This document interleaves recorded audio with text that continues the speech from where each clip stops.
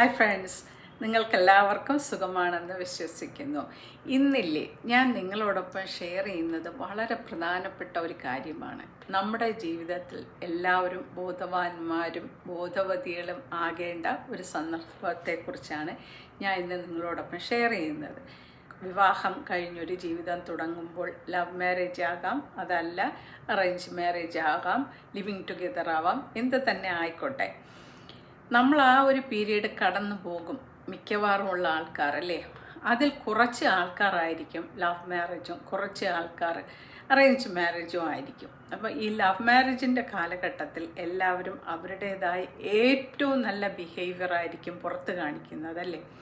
നമ്മളൊരു അറേഞ്ച് മാരേജിന് പുറപ്പെട്ടാൽ തന്നെയും അവിടെയും നമ്മൾ എന്ത് ചെയ്യും? നമ്മളുടെ ഏറ്റവും നല്ല അല്ലേ പെർഫോമൻസും പ്രവൃത്തികളും മിങ്കിൾ ചെയ്യുന്നത് എല്ലാം ഏറ്റവും നല്ലതായിരിക്കും. കാര്യം നമ്മുടെ കല്യാണം നടക്കണം, മുന്നോട്ട് പോകണം എന്നുള്ള ചിന്താഗതി എല്ലാവരുടെ ഇടയിലും ഉണ്ട് അല്ലേ. പക്ഷേ അപ്പോഴും നമ്മൾ ഹൈഡ് ചെയ്യുന്ന ചില ഡാർക്ക് സീക്രറ്റ്സുകളുണ്ട് ഫാമിലിയിൽ അല്ലയോ. പലതരത്തിലുള്ള ഡാർക്ക് സീക്രറ്റ്സുകൾ ഫ്യൂച്ചറിൽ നമുക്ക് ഒരുപാട് ദോഷം ചെയ്യുന്ന കാര്യങ്ങൾ നമ്മളെ ലൈഫിൽ ഉണ്ടാകാൻ ഇടയുണ്ട്. അപ്പോൾ അതിനെക്കുറിച്ചാണ് ഞാൻ നിങ്ങളോടൊപ്പം ഇന്ന് ഷെയർ ചെയ്യുന്നത്. അതായത് വ്യക്തി ജീവിതം തുടങ്ങും, വിവാഹം കഴിഞ്ഞ് കുറച്ച് നാൾ കഴിഞ്ഞാൽ മാത്രമേ ആ വ്യക്തിയെക്കുറിച്ച് നമുക്ക് നല്ല ബോധം ഉണ്ടാകത്തുള്ളൂ അല്ലയോ. അല്ലെങ്കിൽ പുതിയ പുതിയ അറിവുകൾ നമുക്ക് കിട്ടും ആ വ്യക്തിയെക്കുറിച്ച്. അതുവരെ നമ്മളധികം പഠിക്കാറില്ല അവരെക്കുറിച്ച്. ഈവൻ അവരുടെ ഫാമിലിയെക്കുറിച്ചായാലും അവരെക്കുറിച്ചായാലും നമുക്കധികം അറിവുണ്ടായിരിക്കില്ല. പക്ഷേ അവർ ആണാകട്ടെ പെണ്ണാകട്ടെ നമ്മളെ അവർ ഫിസിക്കലി അബ്യൂസ് ചെയ്യുകയോ സെക്ഷലി അബ്യൂസ് ചെയ്യുകയോ വെർബലി അബ്യൂസ് ചെയ്യുകയോ ചെയ്താൽ ഉടൻ നമ്മൾ ഫ്രം ദ ഫസ്റ്റ് ഡേ നമ്മൾ തീർച്ചയായിട്ടും പ്രതികരിക്കണം.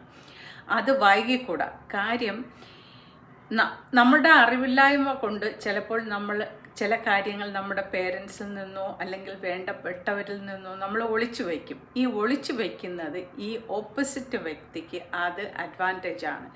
കാര്യം she will take advantage of you and will do these things over and over again. അപ്പോൾ സഫർ ചെയ്യുന്ന ആൾ ഇതൊന്നും മനസ്സിലാക്കാതെ ജീവിക്കും. കാര്യം അവർ വിചാരിക്കും, ഇത് ഒരു ലോങ് ലൈഫിൽ നമ്മൾ കണ്ടിന്യൂ ചെയ്യേണ്ട ഒരു ജീവിതമാണ്.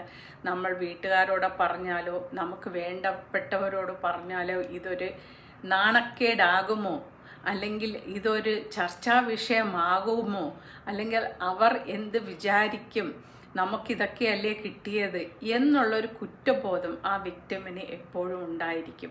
പക്ഷേ നമ്മൾ ഓർക്കേണ്ടത്, നമ്മൾ തീർച്ചയായിട്ടും ഫ്രം ദ ബിഗിനിങ് ഒരു ലൈഫ് സ്റ്റാർട്ട് ചെയ്യുമ്പോൾ ഇത് നല്ല വഴിക്കല്ല പോകുന്നതെന്ന് നിങ്ങൾക്ക് ബോധ്യം വന്നാൽ തീർച്ചയായിട്ടും അപ്പോൾ തന്നെ പ്രതികരിക്കുക, വേണ്ടപ്പെട്ടവരുമായി ഈ വിഷയം സംസാരിക്കുക. ലോങ് ലൈഫ് നമുക്ക് സഫർ ചെയ്യേണ്ടവരല്ല ആരും തന്നെയും. എല്ലാവർക്കും ഒരു ലൈഫേ ഉള്ളൂ. ആ ഒരു ലൈഫ് എല്ലാവരും സന്തോഷപ്രദമായി ജീവിക്കേണ്ടവരാണ്. ഒരാളിൻ്റെ സ്വാർത്ഥ താല്പര്യങ്ങൾക്ക് വേണ്ടി നമ്മുടെ ഇഷ്ടങ്ങൾ ഒന്നും തന്നെ മാറ്റിവെക്കേണ്ട കാര്യമില്ല. ഒരാളുടെ അടിമയായി ജീവിക്കേണ്ടതും കാര്യമില്ല. കാരണം നമ്മുടെ സമൂഹത്തിൽ ഞാൻ മനസ്സിലാക്കിയിടത്തോളം ഉള്ള അറിവ് വെച്ച് ഞാൻ സംസാരിക്കുന്നതെന്ന് വെച്ചാൽ പുരുഷ മേധാവിത്വം കൂടുതലുള്ള രാജ്യമാണ് നമ്മുടെ ഇന്ത്യ. അപ്പോൾ സ്ത്രീകളെ അവർ വീട്ടുജോലി ചെയ്യാനും അല്ലെങ്കിൽ ഒരു പെയ്ഡ് അല്ലാത്ത ഒരു മെയ്ഡായിരിക്കാനുമാണ് കൂടുതലും വീട്ടുകാർക്ക് ഇഷ്ടം. കാര്യം ഹൗസ് വൈഫ് അല്ലെങ്കിൽ ഹൗസ് മേക്കർ ആയിക്കഴിഞ്ഞാൽ ശമ്പളം കൊടുക്കണ്ടല്ലോ. വീട്ടിലെ എല്ലാ ജോലിയും നോക്കും, മക്കളെ നോക്കും, ഭർത്താവിൻ്റെ കാര്യം നോക്കും, ഭർത്താവിൻ്റെ പേരൻസ് ഉണ്ടെങ്കിൽ അവരെ നോക്കണം, പിന്നെ ബാക്കിയുള്ള വീട്ടുകാര്യങ്ങളെല്ലാം നോക്കണം. ഇത് 24 hours ഇൻക്ലൂഡഡ് ആയിട്ടുള്ള ഒരു വർക്കാണ് ഒരു ഹൗസ് വൈഫിൻ്റെ അല്ലെങ്കിൽ ഒരു ഹോം മേക്കറിൻ്റെ. ഹോം മേക്കർ ആയിക്കഴിഞ്ഞാൽ അവർക്കൊരു വാല്യൂ ഇല്ല. ഞാൻ ഒരുപാട് പേരെ കാണാറുണ്ട്. കാര്യം ചെറിയ പ്രായത്തിൽ തന്നെ കല്യാണം കഴിച്ചു പോകുന്ന വ്യക്തികൾക്ക് ആദ്യ കാലഘട്ടത്തിൽ ഒന്നും തന്നെ ഈ കാര്യങ്ങളെക്കുറിച്ച് അറിവുണ്ടായിരിക്കില്ല. അവരുടെ രക്ഷകർത്താക്കൾ ഒന്നും തന്നെ ഇങ്ങനെയുള്ള കാര്യങ്ങളെക്കുറിച്ച് കുട്ടികളെ പറഞ്ഞു മനസ്സിലാക്കുകയോ അല്ലെങ്കിൽ അവർക്ക് വേണ്ട ഗൈഡൻസ് കൊടുക്കുകയോ ചെയ്യാറില്ല. ഒരു പരിചയവും ഇല്ലാത്ത ഒരാളിനോടൊപ്പം പോയി ആദ്യത്തെ ദിവസമേ ജീവിക്കേണ്ട ഗതിയാണ് നമ്മുടെ കേരളത്തിലെ ഒട്ടുമിക്ക പെൺകുട്ടികളെ അനുഭവിക്കേണ്ടി വരുന്നത്. അതുകൊണ്ട് നമ്മുടെ അടുത്ത തലമുറ ഇത് അനുഭവിക്കാതിരിക്കുക. അതുകൊണ്ട് നമ്മുടെ പേരൻസ് എന്ത് ചെയ്യണം? നമ്മുടെ കുട്ടികളെ ഇങ്ങനെയുള്ള കാര്യങ്ങൾ പറഞ്ഞ് അവരെ പഠിപ്പിക്കുക, അല്ലെങ്കിൽ ഒരു കൗൺസിലിങ്ങിന് വിടുക വിവാഹത്തിന് മുമ്പ്. ഇപ്പോൾ ഒരുപാട് പെൺകുട്ടികളായാലും ആൺകുട്ടികളായാലും ഇത് അവർ ഫേസ് ചെയ്യേണ്ടി വരുന്നു അവരുടെ ജീവിതത്തിൽ. കാര്യം വർഷങ്ങൾ കഴിയുമ്പോൾ അവർക്ക് കുട്ടികളാകുന്നു, ആ കുട്ടികളും ഇത് സഫർ ചെയ്യേണ്ടി വരുന്നു. അപ്പോൾ ഇതിന് നമ്മൾക്ക് എന്താ ചെയ്യാൻ പറ്റുക? ആദ്യമേ തന്നെ ഇങ്ങനെയുള്ള റെസ്പോൺസുകൾ നമ്മുടെ പാർട്ട്ണറിൽ നിന്ന് കിട്ടിയാൽ ഉടൻ തന്നെ ആക്ഷൻ എടുക്കുക, വൈകരുത്. Be alert in your life. Be alert fully. Something goes wrong and you don't like it, always, tell the person that you believe in, and always be cautious because you don't know what you have to face in the future.